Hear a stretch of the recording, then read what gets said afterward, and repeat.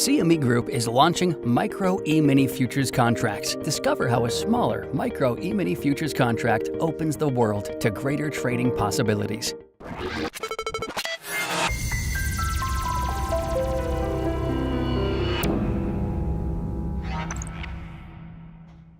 Welcome to Market Movers. I'm Jim Urio with Bob Iacchino. Bob, we are a week away from Tech Week. So earnings season has morphed, in my opinion, over the years to Tech Week, Bank Week, and everything else. Yeah. How important is Tech Week? And put a percentage on it. For me, it's probably 90%.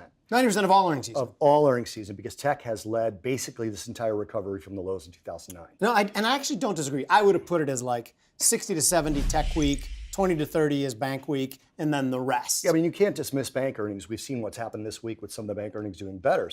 But to me, tech has to lead or we're going to falter. It has lead before, too. So it's two earnings seasons ago, all the tech companies posted pretty well. Stock went up a little bit, then got hammered. What led to that, and could it happen again? It was the forward guidance, and it was the fear that this trade situation might not resolve itself. You had 69% of the companies that issued forward guidance issue lowered guidance. And the trade talks like they're fixed now, right. Or no? Okay, right, sure, exactly. They're fixed. Let's talk about that. Yeah, we're done with it. Now, before we dive into our trade discussion, I'd like to point out that these are examples, not recommendations or advice. When we price these out, the June Nasdaq's trading about 76.90. Bob.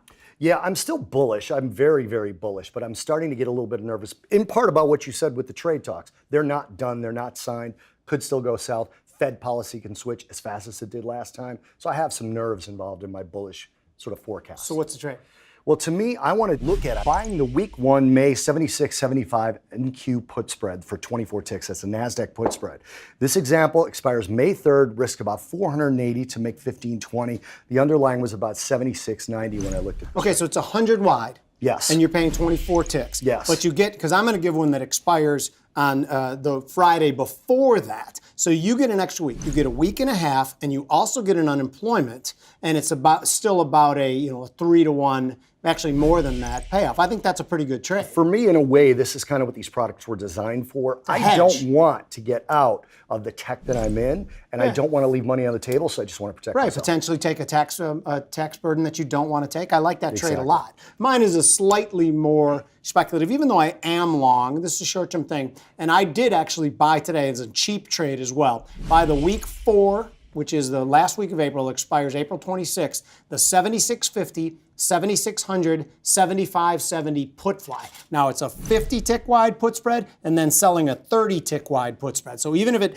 blows through, and I paid 8 ticks for this, so even if it blows through everything, you make 2 ticks. But if you make your most, you risk 160 to potentially make 840. Do you like it? I do. So you're essentially looking at the market falling as well, but you think there's a floor to it. Mm-hmm. You don't necessarily think it's going to be another collapse, which I agree with that. I'm just doing it in a simpler way in my example. Right, and another difference between our trade is mine is very little delta today, but as we get close to its expiration, which is when those earnings are coming out, next Wednesday, next Friday, it will gain delta as it's Another close. great point, because it's not likely to move without the earnings being back. Now, speaking of deltas coming in expiration, we are 3 weeks away from the CME launching the micros in its 4 big index contracts. As an options trader, one of the biggest things I'm looking forward to is to be able to minutely adjust deltas on options positions by using these micros.